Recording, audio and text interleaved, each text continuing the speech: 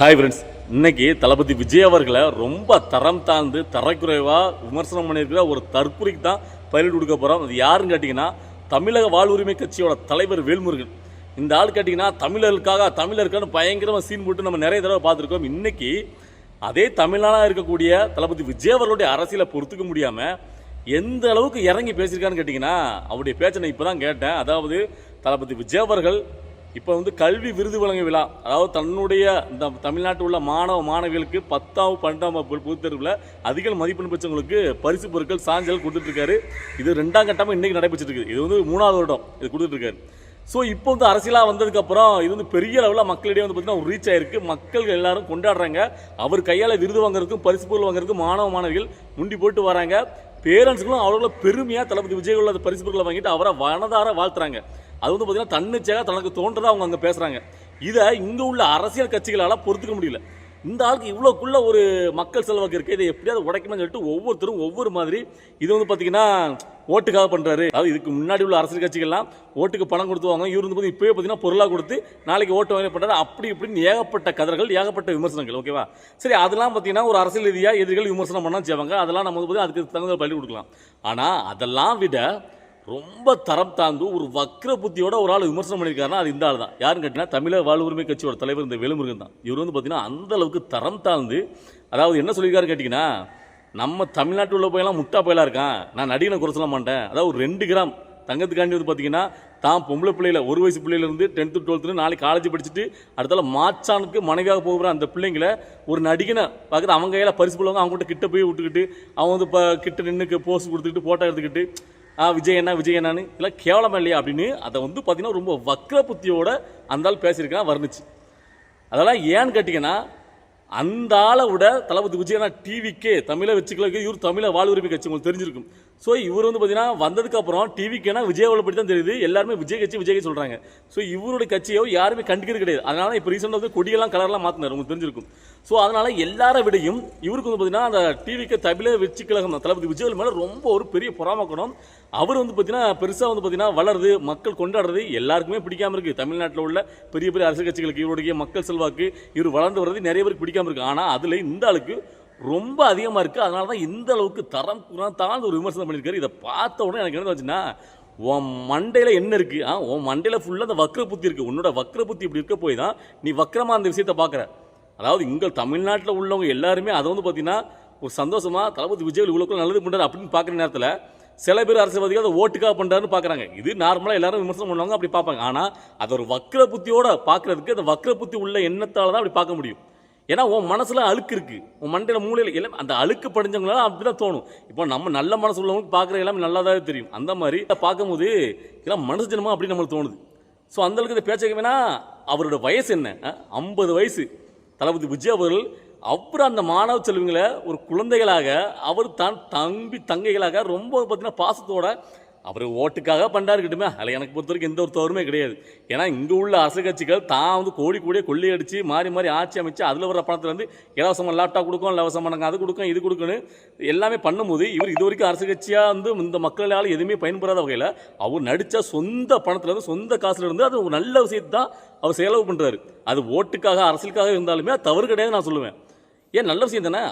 அந்த மாணவர்களுக்கு ஒரு என்கரேஜ் பண்ணுற மாதிரி ஒரு நம்மளை பற்றி ஃபர்ஸ்ட் மார்க் எடுத்தலாம் விஜயாவில் பார்க்கலாம், அவர் கையில் பரிசு வாங்கலாம், இது நல்ல என்ன தானே. அதனால ஒரு மோட்டிவேட் பண்ணுற மாதிரி தானே. அது எதுக்காக தான் என்ன அளவு தவறு கிடையாது. ஆனால் அதில் போயிட்டு ஒரு வக்ர புத்தியை வச்சு பார்க்குறது வேறு யாராலும் பார்க்க முடியாது. இந்த ஆள் தான் பார்த்துருக்கேன். அப்போ எந்த அளவுக்கு ஒரு வக்ர புத்தி உள்ள ஆள்னு நீங்களே தெரிஞ்சுக்கிடுங்க.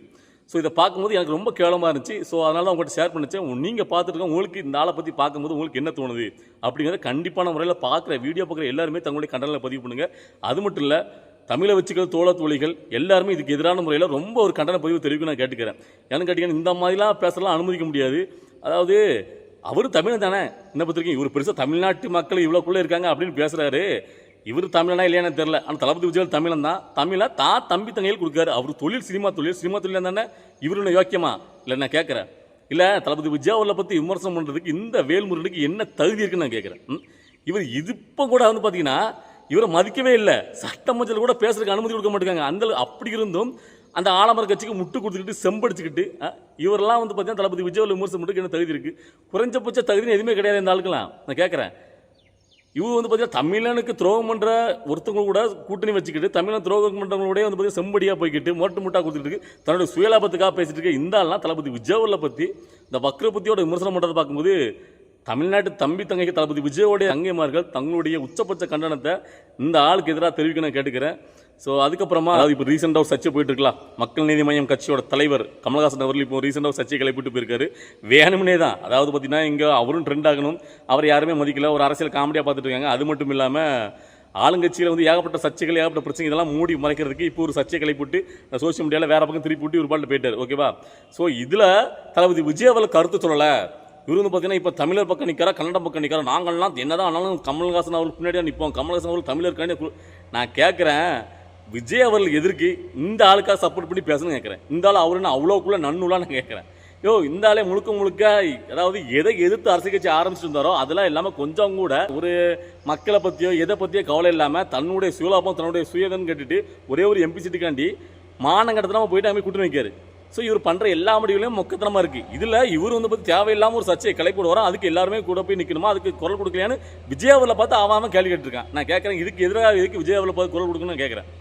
தமிழர்களுக்காண்டி தமிழருக்கு ஒரு பிரச்சனைனா தளபதி விஜய் வருவார், அதில் எந்த ஒரு மாற்றங்கிறது கிடையாது, நாமளுமே சப்போர்ட் பண்ணுவோம். ஆனால் இது வேணும்னே சித்தரிச்ச ஒரு பிரச்சனை, அது தெரியாமல் நிலைய தமிழை வச்சு காலத்தில் சேர்ந்த அந்த சப்போர்ட் பண்ணுற தோழத்தில் சோசியல் மீடியாவில் என்ன சொல்லியிருந்தாங்க கேட்டால், அண்ணா நீங்கள் சொல்கிற தப்பு, தமிழிலிருந்து தான் கன்னடம் தோஞ்சுது, கன்னடம் மட்டும் இல்லை மலையாளம் எல்லா மொழிகளுமே தமிழிலிருந்து தான் தோஞ்சுது, அதைத்தான் கமல்ஹாசன் அவர் சொல்கிறது, அவர் சொல்கிறது சரி தான், அவருக்கு தான் நம்ம துணையாக நிற்கணும் அப்படின்லாம் நிறைய பேர் கமெண்ட் படுத்தீங்க. அவங்களுக்கு என்ன சொல்கிறேன்னா, அதாவது என் தாய்மொழி தமிழ் மொழி மேலே எனக்கு பற்று அதிகம், தாய்மொழி தான் உலகத்திலே மூத்த மொழி, அதனால எனக்கு எந்த ஒரு மாற்றங்கிறது கிடையாது. ஆனால் அதை யார் சொல்கிறாரு, எதுக்காக சொல்கிறாரு இந்த நேரத்தில் அப்படிங்கிறத நான் வந்து உள்நோக்கி பார்க்குறேன். நீங்கள் எல்லாருமே இந்த விஷயத்தை தான் தப்புன்றீங்க. அதாவது உங்களை மடமாற்றணும்னா உங்கள் உணர்ச்சி தூண்டி விட்டால் போதும், ஈஸியாக நீங்கள் வந்து அவங்க பின்னாடி போயிடுறீங்க. கொஞ்சமாவது சிந்திச்சு பாருங்கள்.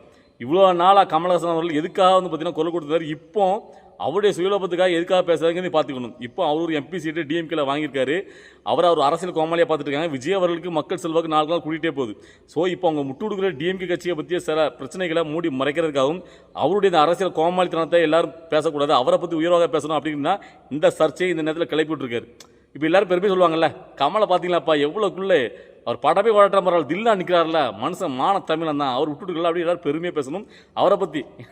இதை வந்து புரிஞ்சிக்காம நீங்களும் அவருக்கு போய் விட்டு கொடுக்குறதா எனக்கு வந்து பார்த்தீங்கன்னா சிரிப்பாக. நீங்களும் எல்லாருமே என்ன தரமாக ஒரு விஷயத்தை பார்க்குறீங்க, உடனே பார்த்தீங்கன்னா உணர்ச்சி தூண்டுற மாதிரி யாராவது ஏதாவது சொன்னாங்கன்னா உடனே நம்பிட்டு அதுக்கு முன்னாடி என்ன ஏன் தெரியாமல் முட்டு கொடுக்குறது, சோசியல் மீடியா நிறைய டைலாக் பேசலாம் வந்துடுறீங்க. முதல்ல சிந்திச்சு பாருங்க, இவ்வளோக்குள்ளே பேசுகிற கமல்ஹாசன் அவர்கள் கர்நாடகாவிலேருந்து தண்ணி தர மாட்டேங்காங்களா, அது எதிர்த்து பேச சொல்லுங்க, நான் சப்போர்ட் பண்ணுறேன். அதெல்லாம் பேச மாட்டீங்க, நாட்டில் மக்களுக்கான பிரச்சனை பற்றி பேச மாட்டீங்க, சம்மந்தமே இல்லாமல் சம்மந்தம் இல்லை ஏதாவது ஒரு அங்கே ஒரு பார்த்தீங்கன்னா ஒரு இஷ்யூ போயிட்டு இருக்கு, அந்த சம்மந்தமாக நம்ம பற்றினா ஒரு கருத்து சொன்னோன்னா அதை ஏற்றுக்கலாம். நீங்கள் சம்மந்தமே இல்லை ஒரு மேடையில் ஏறிட்டு சம்மந்தம் இல்லாமல் நீங்கள் வந்து பார்த்தீங்கன்னா இந்த நேரத்தில் இதை கிளப்பி விட்றீங்க அப்படின்னா. ஸோ என்ன பார்த்துருக்கேன்னா எல்லாருக்குமே அவங்க மொழி பெருசு தான். இப்போ அவங்க மண்ணுங்க, இப்போ நம்ம மண் எப்படி நம்மளுக்கு பெருசோ, நம்மளுடைய மொழி நம்மளுக்கு எப்படி பெருசோ, அதே மாதிரி ஒவ்வொருத்தருக்கும் அவங்களுடைய தாய்மொழி அவங்களுடைய தாய்மொழியும் பெருசு. ஓகேவா? ஸோ நேற்றே என்னோட வீடியோலாம் சொல்லியிருப்பேன். ஸோ இன்றைக்கி அதான் சொல்கிறேன், தளபதி விஜயவர்லாம் இதுக்கு ஆதரவோ இதை பற்றியோ இந்த சர்ச்சையை பற்றிலாம் பேசணுக்கு அவருக்கு அவசியமே கிடையாது. ஏன் அவ்வளோக்குள்ளே கேட்குற இவனுங்க தளபதி விஜயவர்களை பற்றி கேட்க, ஏன் நீங்கள் ஆளுங்க முதலமைச்சரை பற்றி கேளுங்களேன், அவர் ஏன் இந்த விஷயத்தில் கருத்து இருக்கீங்கன்னு கேட்க வேண்டியதுனே. ஸோ அதை கேட்குற துப்பு கிடையாது. ஆனால் இங்கே விஜயவர்கிட்ட வந்துட்டானுங்க, ஆவனா விஜயவர்களை பற்றி என்னது சொல்ல. ஸோ இப்போதைக்கு தமிழ்நாட்டு அரசியலை பொறுத்த வரைக்கும் தளபதி விஜயவர்களை பற்றி பேசாமல் எந்த ஒரு பேச்சையும் பேச முடியாது. யார் மேடையில் ஏறாலும் விஜயவர்லையும் டிவிகே கட்சியை தவிர்த்து ஏதாவது அரசியல் பேச முடியாது. ஸோ அப்படிங்கிற ஒரு நிலைமையை தமிழ்நாட்டை உருவாக்கியிருக்கு, அதுதான் தளபதி விஜயோடைய வெற்றி. ஸோ இன்றைக்கி நான் பேசின வீடியோ இல்லை. ஸோ உங்களுக்கு என்ன தோணுது, நான் பேசின விஷயங்கள் ஏதாவது தவறாக மாற்றிக்கிறதுக்கு எதுவும் சரியில்லை அப்படின்னா உங்களுடைய கருத்துக்களை கமெண்ட்டில் பதிவு பண்ணுங்கள், நான் ரிப்ளை பண்ண தயாராக இருக்கேன். பாய்.